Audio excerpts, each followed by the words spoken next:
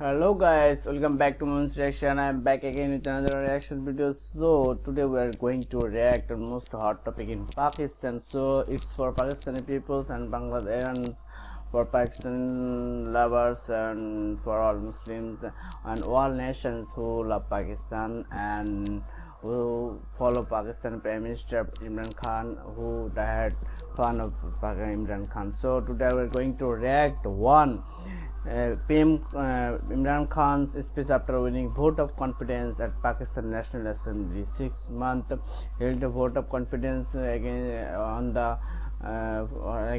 the opposition party. So he successfully won. So guys, it's really surprising because he is passing worst time in his presidential time, and he finally won and on 878 votes. So guys, let's start. Let's watch this video and enjoy his historical speech. I love his speech always because he's a good speaker also. So guys, let's start.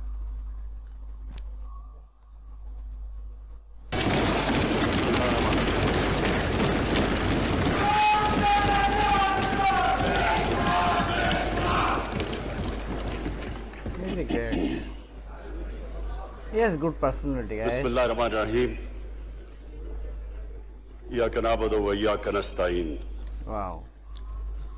मैं सबसे पहले अपनी allied parties, अपने इत्तेहादियों का दिल से शुक्रिया अदा करता हूं कि अभी भी और हर मुश्किल वक्त में जिस तरह आप मेरे साथ खड़े रहे, आपका बहुत बहुत शुक्रिया।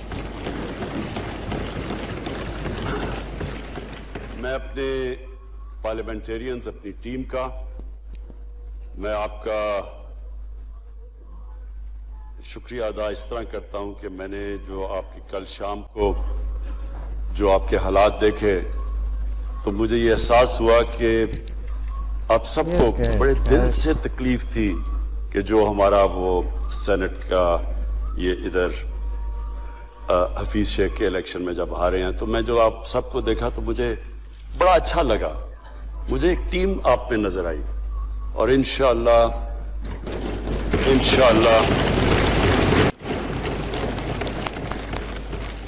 ये हमारी टीम मजबूत होती जाएगी, क्योंकि देखें अल्लाह कहता है कि मैं तुम्हारे ईमान को बार बार आजमाऊंगा।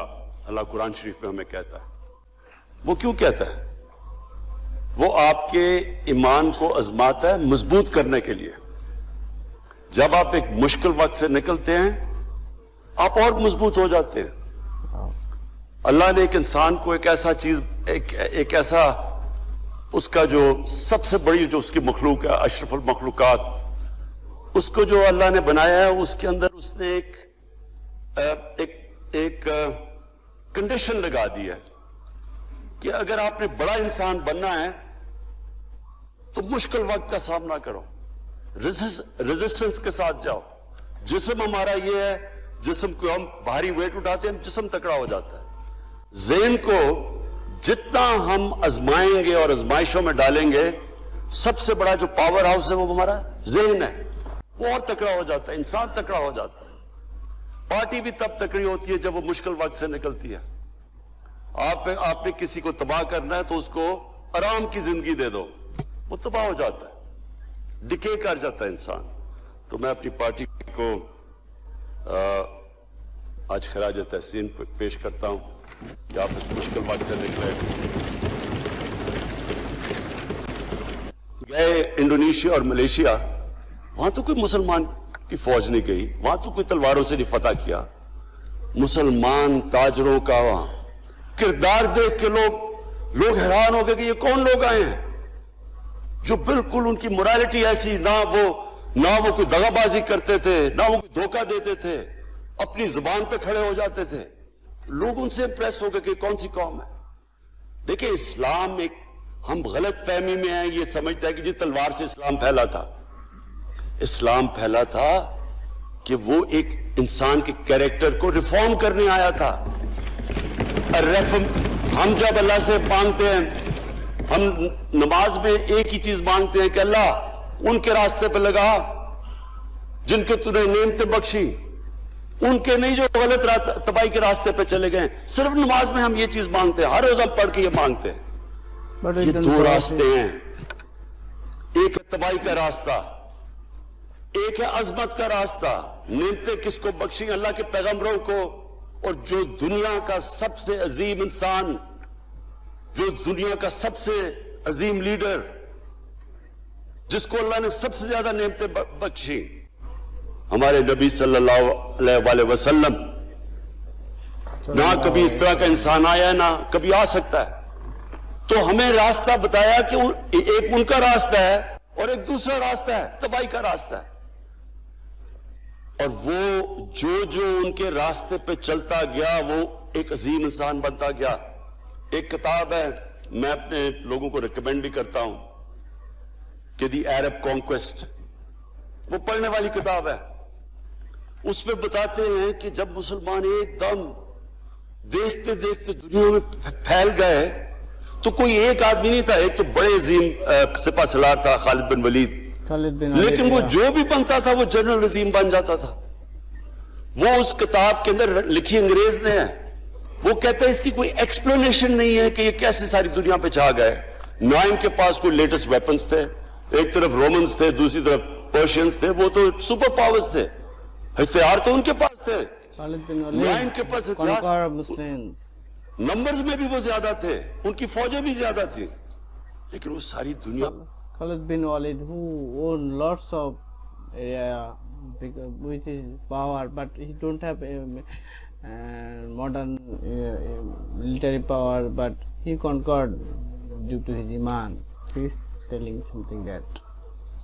پہ پھیل گئے اور ایک ایسا سیویلائزیشن بنا کہ زیادہ تر تو مسلمان نہیں تھے, وہ بھی ان کو مانتے تھے, کیونکہ ان کی اخلاقیات, ان کا عدل اور انصاف کا نظام, ان کا کیریکٹر, اس کی وجہ سے لوگ آئے ہیں. یہاں جو ہندوستان میں اسلام پھیلا ہے, یہ ہمارے جو بڑے بڑے بزرگ تھے, دادا صاحب, بلے شاہ, نظام الدین اولیاء اور بابا فرید, یہ لوگ تھے. ان کو لوگ دیکھ کے, ان کے کردار سے, ان کے انٹلیکٹ, انسانیت سے لوگ مسلمان ہوئے. Trying to speak that all non-Muslims during the past era followed the personality of the Muslims. They become Muslims by the following, by watching the personality of the dead peoples. He mentioned Nizamuddin Awliya and other peers or sheikhs who was the personally raised. So non-Muslim followed his personality and they surprised and they become Muslims. Yeah guys, that's great speech. تو ہم آج, میں جو یہ Saint election ہوا ہے, میں اپنی قوم کو یہاں زرداری کا سوئٹزرلینڈ میں پڑا ہوا ہے, وہ جج کہہ رہا ہے کہ واپس لے کے آؤ. وہ یوسف رضا گیلانی جو یہاں سے سینیٹر بنا ہے, وہ پاکستان کا $60 بلین پڑا ہوا ہے سوئٹزرلینڈ میں. وہ جج کہہ رہا ہے کہ واپس لے کے آؤ. وہ کہتے نہیں جی میں نہیں خط لکھتا. بھئی آپ کے باپ کا پیسہ تھا, پاکستانی قوم کا پیسہ تھا, اس کے اوپر وہ ڈسکوالیفائی ہو جاتا ہے. وہ ایسے پھر ہے جس طرح نیلسن منڈیلا کا ڈسکوالیفائی ہو گیا. اسپیکر صاحب, میں یہ چیزیں آپ کو اس لیے بتا رہا ہوں, میں تو ان کو 30 سال سے جانتا ہوں. دیکھیں, جب تک ہم اس ملک میں اپنی اخلاقیات ٹھیک نہیں کریں گے, مورل سٹینڈرڈز ٹھیک نہیں کریں گے, جب اس طرح کے الیکشن ہوں گے کہ کھل کے پیسہ چل رہا ہے اور ہم کہیں گے نہیں جی وہ پٹواری کیوں پیسے لیتا ہے, تو وہ تھانے دار کیوں پیسے لیتا ہے, وہ سرکاری نوکر, وہ تو بیچارہ جو نچلا طبقہ ہے وہ تو واقعی جس طرح شیخ رشید نے کہا ہے, مہنگائی جو بڑی ہے, بیچارے لوگوں کی تنخواہ میں گزارا نہیں ہو رہا. ان کو ہم کہہ رہے ہیں کہ آپ بالکل ایماندار بنے. اور یہ جن کا اتنا ان کے پاس پیسہ ہے اسپیکر صاحب, میں آپ کو یقین سے کہتا ہوں ان کو خود نہیں پتا کہ ان کا کتنا پیسہ باہر پڑا ہے. اتنا 30 سال سے چوری کر رہے ہیں یہ پیسہ, اور 30 سال سے پیسہ چوری کر کے اب ان کی کوشش یہ ہے کہ عمران خان کے اوپر پریشر ڈالو, سارے چور مل کے, کہ جی کبھی ہم گورنمنٹ گرا دیں گے, کبھی ہم وہ نکلاتے ہیں. آپ سوچیں, فیٹف کے اوپر اب فیٹف ہماری وجہ سے تو نہیں فیٹف پہ ہم گرے لسٹ میں آئے, یہ تو نون لیگ کے دور میں گرے لسٹ میں آئے ہیں. اب اگر فیٹف کی بلیک لسٹ میں پاکستان جاتا ہے تو یہاں سب کو پتا ہے کہ سینکشنز لگ جائیں گی, تو آگے مشکل سے ہم نے اکانومی کو سٹیبلائز کیا, مشکل سے. اگر بلیک لسٹ میں جاتا Sorry guys. فورن منسٹر وہ دبئی کی کمپنی سے نوکری کر رہا ہے, اور وہ ایک انٹیریئر منسٹر, وہ کوئی سنا ہے سنتری بنا ہوا تھا کسی سعودی عربیہ کی کمپنی میں, مجھے نہیں پتا. کبھی یہ سنا ہے یہ ملک سے کسی ملک سے ایسا مذاق ہوا ہے؟ یہ سارے طریقے تھے اس ملک سے پیسہ منی لانڈر کر کے باہر لے جانا. آج مجھے یہ بتائیں, میں یہ جو سارے ہماری اپوزیشن ہے میں ان سے سوچتا ہوں, میں کئی دفعہ ان کی شکلیں دیکھ کے پوچھتا ہوں ان سے کہ کیا آپ واقعی سمجھتے ہیں کہ آپ دونوں کے لیڈر ایماندار ہیں؟ کیا یہ واقعی سمجھتے ہیں کہ ان کی جو یہ دولتیں بڑی ہیں یہ ایمانداری سے بنی ہیں؟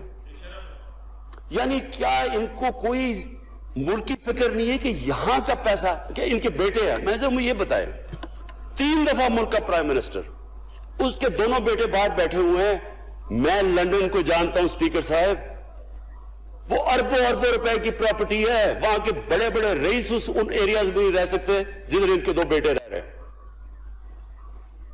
ملک سے بھاگ گئے جی, ہم پاکستانی شہری نہیں ہیں. کیوں پاکستانی شہری نہیں؟ کیوں یہاں بتا ہی نہیں سکتے کہ وہ پیسہ کدھر سے آیا جو انہوں نے اتنی بڑی پراپرٹیز لی ہوئی ہے. اور یہ کچھ نہیں ہے جو انہوں نے بنامی پراپرٹیز لی ہوئی ہے, کسی کو اندازہ ہی نہیں ہے ان کا کتنا پیسہ باہر پڑا ہے. زرداری کے پاس کیا تھا پہلے, اس کی جو باہر پراپرٹیز ہے. تو کیا ان لوگوں کو نہیں پتا کہ اس ملک کا پیسہ چوری کر کے یہ باہر لے کے جا رہے ہیں, اور یہ پھر بھی ان کی سپورٹ کر رہے ہیں؟ اور یہ جو سینٹ کا الیکشن, کیا انہیں نہیں پتا کہ بڑا جی عقل مند پولیٹیشن ہے زرداری, لوگوں کو رشوت دے کے ان کو خرید رہا ہے. ساری قوم کے سامنے یہ ہو رہا ہے. میں یہ صرف آخر میں یہ کہنا چاہتا ہوں اس ایشو کو ختم کرتے ہوئے کہ دیکھیں اسپیکر صاحب, کوئی ملک آگے نہیں بڑھ سکتا ایسے. میں اکیلا عمران خان کو کرپشن کر کے کرپشن نہیں ٹھیک کر سکتا. میں عدلیہ کو کیا کیسز تو عدلیہ میں یا نیب کے اندر ہے, میرا تو ان کے اوپر کوئی کنٹرول نہیں ہے. میں آج پاکستان کی عدلیہ کو اور نیب کو, جو آپ کو میری گورنمنٹ سے مدد چاہیے ہے کنوکشنز کرنے کے لیے, ساری چیزیں ایک طرف, یہ اس ملک کا سب سے بڑا مسئلہ ہے. جب تک آپ لوگوں کو سزا ہی نہیں دیں گے,